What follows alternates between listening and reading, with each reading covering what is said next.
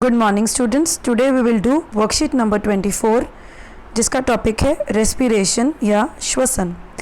Definition की बात करें तो रेस्पिरेशन क्या है? Respiration is the process by which living organisms produce energy from food. श्वसन वह प्रक्रिया है जिसके द्वारा सजीव भोजन से ऊर्जा प्राप्त करते हैं।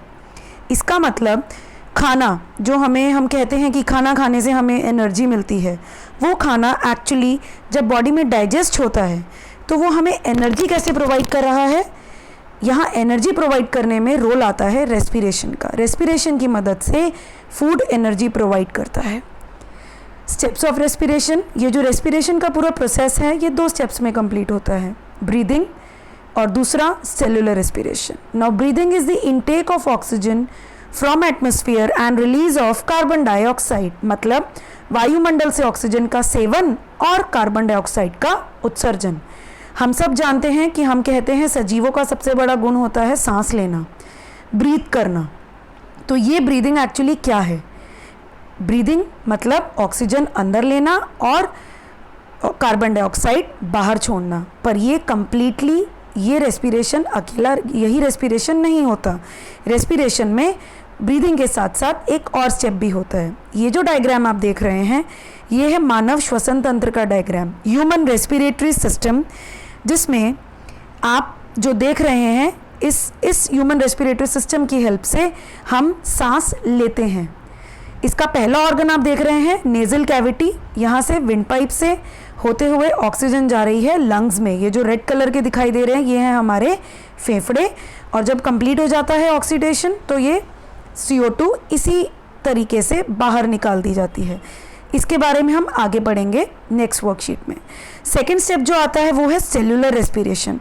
Cellular respiration is the break down of simple food to release energy inside the cell, मतलब कोशिका के अंदर ऊर्जा के उत्पादन के लिए भोजन का विखंडन। आइए इसे इस डायग्राम से समझते हैं। इस डायग्राम में आप क्लियरली देख सकते हैं कि आपको बॉडी का सेल दिखाया जा रहा है। हम सब जानते हैं कि हमारी बॉडी सेल से मिलकर बनी हुई है।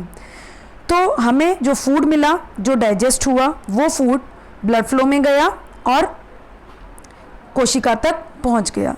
लंग्स से अभी हमने जो देखा था ऑक्सीजन मिलती है, वो ऑक्सीजन भी कोशिका या सेल में पहुंच गई।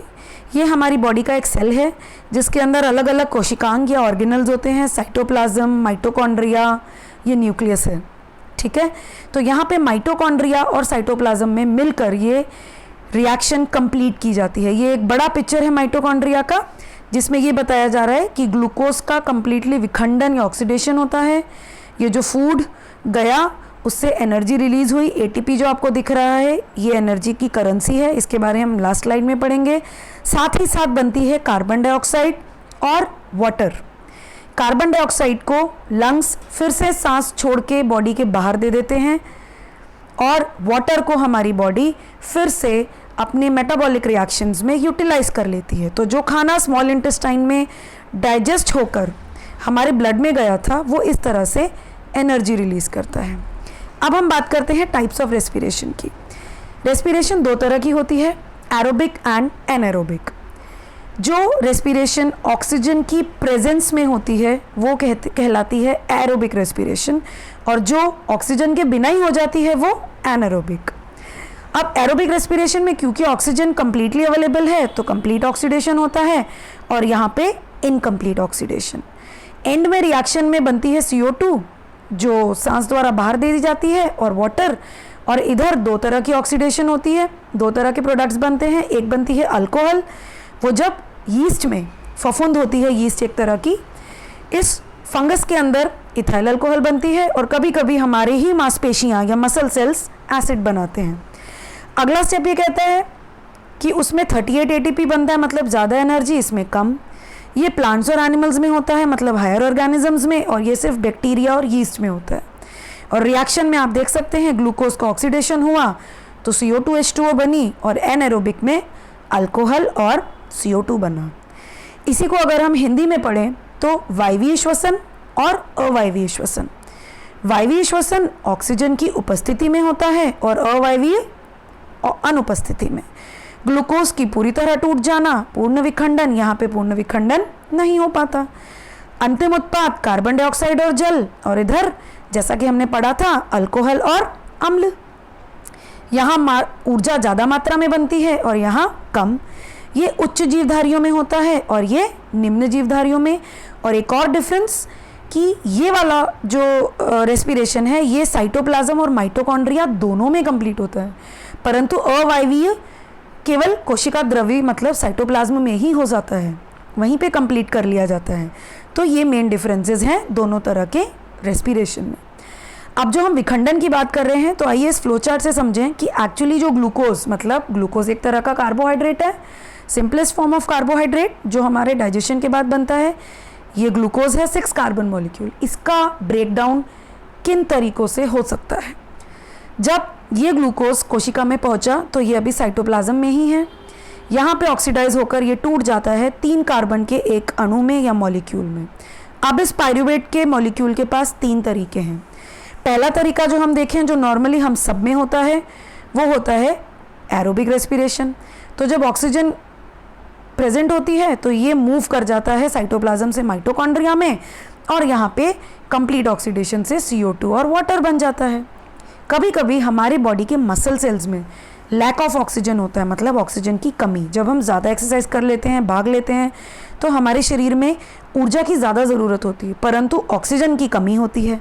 ऐसी परिस्थिति में जो ऑक्सीजन है वो उसको कम्प्लीटली ऑक्सीडाइज नहीं कर पाती, तो CO2 की जगह वो बनाती है एक एसिड या एक अम्ल, लैक्टिक एसिड। यही एसिड हमारे मसल सेल्स में जमा होता रहता है और हमारे मांसपेशियों में इसी के कारण दर्द होने लगता है थोड़ी देर।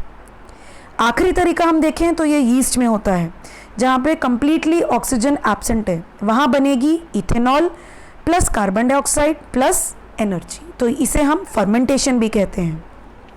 आप अगर ध्यान से देखें तो तीनों तरह के पाथवेज में एनर्जी ज़रूर बन रही है।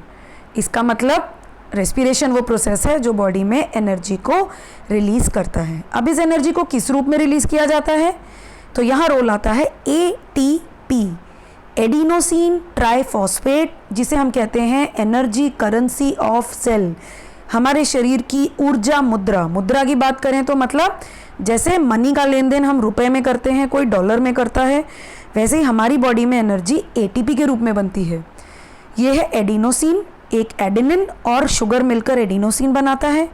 इसमें जब ये फॉस्फेट के 3 ग्रुप जुड़ जाते हैं तो ये बन जाता है ट्राइफॉस्फेट, ATP, एडिनोसिन ट्राइफॉस्फेट। ये एक ऐसा मॉलिक्यूल है जिसके रूप में एनर्जी प्रोड्यूस होती है और इसी रूप में ये एनर्जी कंज्यूम होती है। क्योंकि ये जो तीसरा फॉस्फेट आप जुड़ते हुए देख रहे हैं, ये जब ATP बनता है ये बहुत ही हाई एनर्जी बॉन्ड है। अगर हम ADP की बात करें तो जब 2 फॉस्फेट जुड़े होंगे तो वो होगा ADP, डाइफॉस्फेट। इसमें तीसरा जुड़ गया तो वो बन गया ATP। अब ये ATP बन गया, एनर्जी स्टोर हो गई। जब यही बॉन्ड टूटा, इसको जब दूसरे रिएक्शन में जाना है, स्पेंड होना है, तो ये बॉन्ड जब टूटता है तो हमारे पास लार्ज अमाउंट में एनर्जी रिलीज होती है, जिसके कारण हमारी बॉडी में आगे मेटाबॉलिक रिएक्शंस कंटिन्यू होती हैं। तो हमारी बॉडी एनर्जी का सारा लेन देन ट्रांसफ़र ATP के रूप में करती है, एडिनोसिन ट्राइफॉस्फेट। इसीलिए हम इसे एनर्जी करेंसी कहते हैं। This is all about respiration. Thank you.